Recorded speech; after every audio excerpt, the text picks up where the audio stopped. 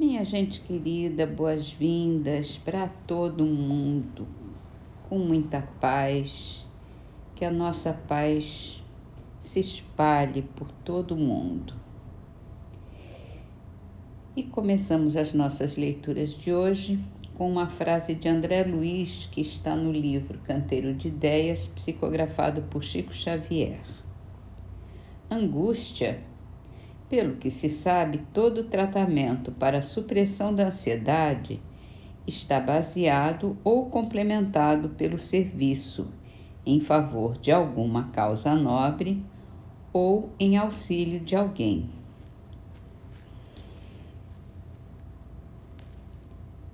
Porque quando a gente se dedica a alguma causa ou a alguém, a nossa angústia se desvanece, vai embora, porque a gente está mais ocupado com o outro, com o bem, do que com os nossos pensamentos. A angústia é a nossa ansiedade guardada e esperando que alguma coisa aconteça para a gente, com medo de alguma coisa, ou na ansiedade de que aconteça alguma coisa. Então, quando a gente deixa no nosso ego em segundo plano, essa ansiedade passa, essa angústia passa e a gente se restabelece melhor. E para passar, a gente tem que ter um objetivo melhor na vida, né? Vamos então para o Livro dos Espíritos. Falando ainda sobre alimentação animal, no capítulo da Lei de Conservação, no item privações voluntárias, mortificações. É meritório se abster da alimentação animal ou de qualquer outra, como expiação, sim, se praticar essa privação em benefício dos outros. Aos olhos de Deus, porém, só há mortificação se há privação séria e útil. Por isso é que qualificamos de hipócritas os que apenas se privam de alguma coisa aparentemente. Quer dizer, quando a gente está fazendo um sacrifício, esse sacrifício tem que ser por alguém, por uma causa. Não simplesmente a gente achar que vou me sacrificar, vou fazer jejum, não vou comer carne, não vou comer doce, não vou comer aquilo ou isso ou aquilo, simplesmente por não comer, não tem proveito algum. Pode ser até que faça bem para a nossa saúde, mas é só para a gente fazer esse sacrifício, querendo o bem, alcançar uma perfeição, uma coisa boa, tem que ser esse merecimento, né? Esse meritório que ele fala aqui, tem que ser por alguma coisa além do nosso próprio ego, tem que ser pelos outros. Vamos então passar para o livro Céu e o Inferno, que fala da justiça divina. E a gente agora está falando aqui sobre o céu, a concepção do céu, as diversas concepções. A ciência, com a lógica inexorável da observação e dos fatos, levou sua luz às profundezas do espaço e mostrou a nulidade de todas essas teorias que a gente falou ontem, das teorias religiosas. A Terra não é mais o eixo do universo, porém um dos menores astros que rolam na imensidão. O próprio Sol não é mais do que o centro de um turbilhão planetário. As estrelas são outros tantos e existem inumeráveis sóis em torno dos quais circulam mundos sem conta, separados por distâncias apenas acessíveis ao pensamento, embora se nos afigure tocarem-se nesse conjunto grandioso regido por leis eternas, reveladoras da sabedoria e da onipotência do Criador. A Terra não é mais que um ponto imperceptível e um dos planetas menos favorecidos quanto à habitabilidade. Assim sendo, é lícito perguntar por que Deus faria da Terra a única sede da vida e nela degradaria suas criaturas prediletas. Ao contrário, tudo anuncia a vida por toda parte e a humanidade é infinita como o universo. Revelando-nos a ciência mundos semelhantes ao nosso, Deus não podia tê-los criados sem intuito. Antes, deve tê-los povoados de seres capazes de governá-los. Então, hoje a gente já pega a noção da ciência, da astronomia, e hoje em dia muito mais desenvolvido, com sondas espaciais, com telescópios superpotentes, a gente tem a exata dimensão desse universo riquíssimo, infinito, de milhões e milhões e milhões de estrelas, de sóis, de planetas, de muitos planetas como o nosso, e já se perdeu essa ideia de que só a Terra pode ser habitada, que somos privilegiados de alguma forma, quando nossa humanidade, nossos habitantes dessa Terra são bastante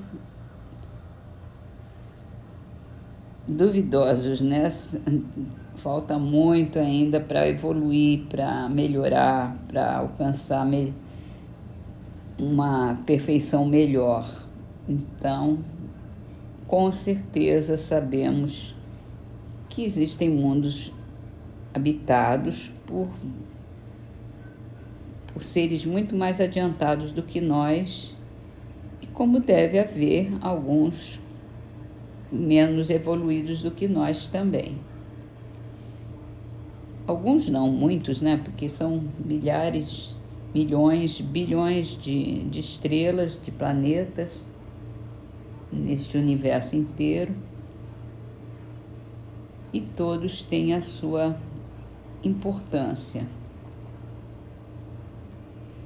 Para terminar as nossas leituras, vamos ler a trovinha de José Nava, do livro Trovas do Mais Além.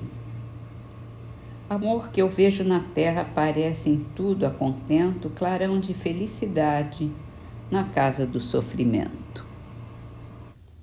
E para nossa prece, vamos começar com uma mensagem de Emmanuel, pensando como a gente pode melhorar nesse nosso dia a dia e ajudar cada vez mais as pessoas que estão à nossa volta. É do livro Passos da Vida, psicografado por Chico Xavier. Não é o ouro que avilta, é a sombra do egoísmo em forma de avareza. Não é a propriedade que encarcera, é a sombra do egoísmo em forma de ambição. Não é o poder que perturba, é a sombra do egoísmo em forma de tirania. Não é a ciência que resseca as fontes do sentimento, é a sombra do egoísmo em forma de vaidade.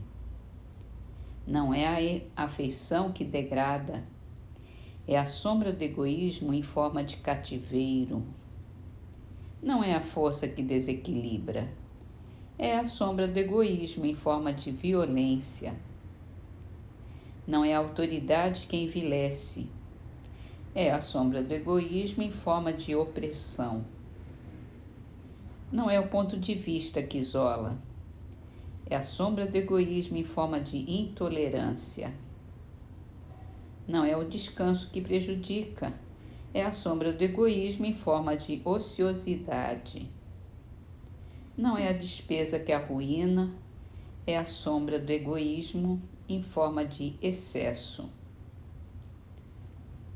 A lei do uso é lícita em todas as províncias da vida, mas em todas as províncias da vida a lei do uso pede simplicidade e ponderação.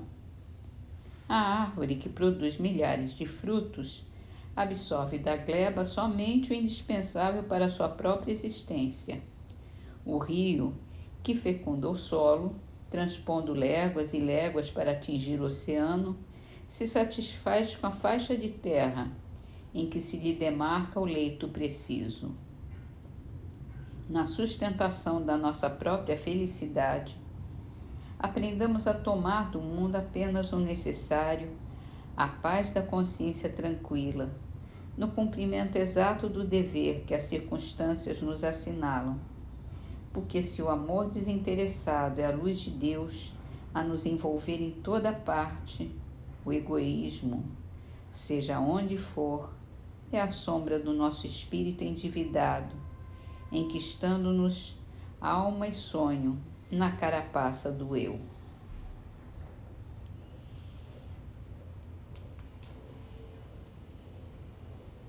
E é contra esse egoísmo, contra essa nossa ignorância de querer mais para nós,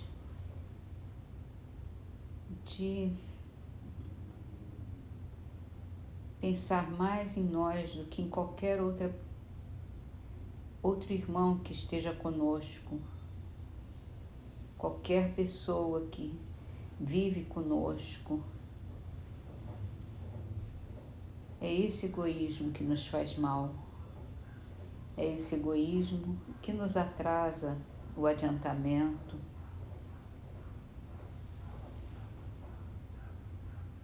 que embota os nossos sentidos, os nossos sentimentos. Por isso nós estamos aqui, nessa vida em família, em grupos de companheiros de trabalho,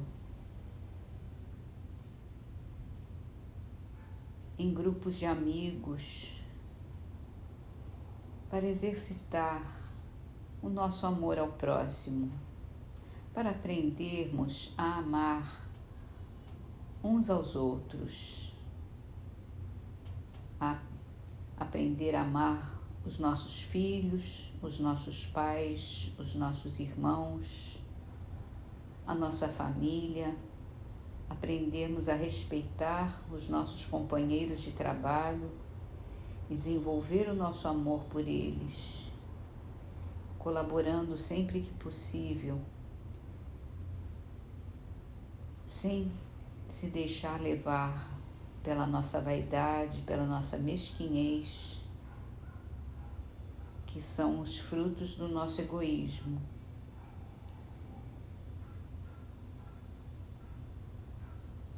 E assim, Senhor, nós te pedimos que nos ajude a superar esses nossos maus sentimentos, esse nosso egoísmo tão eloquente, muitas vezes,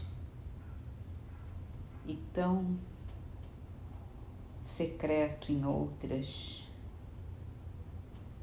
fazendo de conta que estamos nos importando com o nosso irmão, mas no fundo tudo que queremos é o nosso bem, nosso próprio bem,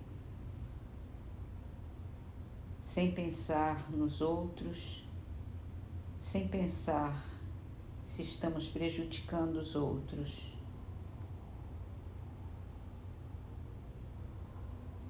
Temos que ter consciência dos nossos atos, dos nossos estímulos,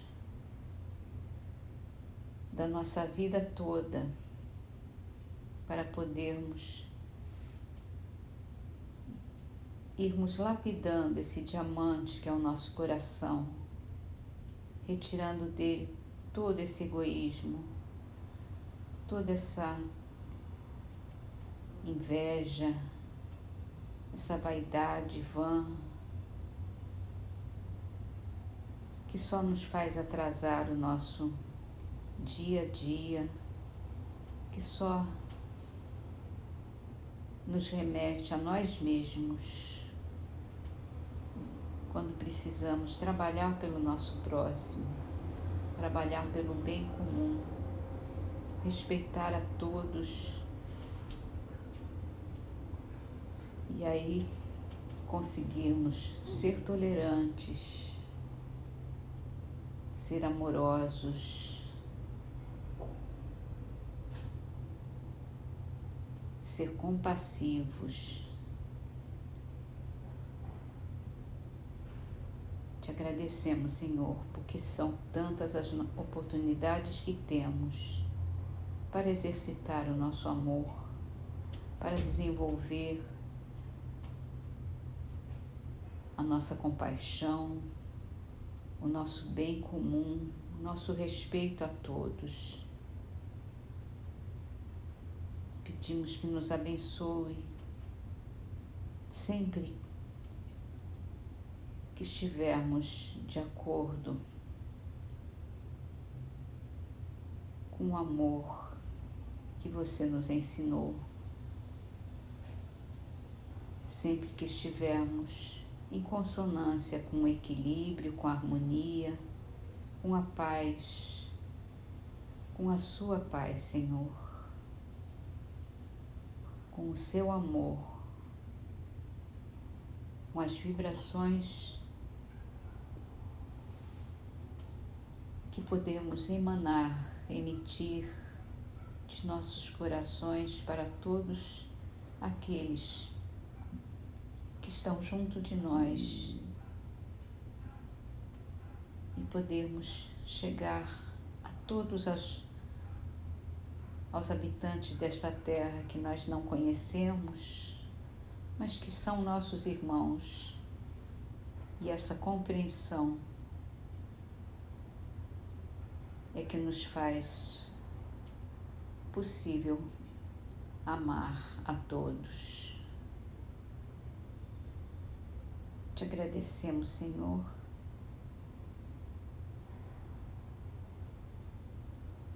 Abençoa-nos a todos. Que assim seja.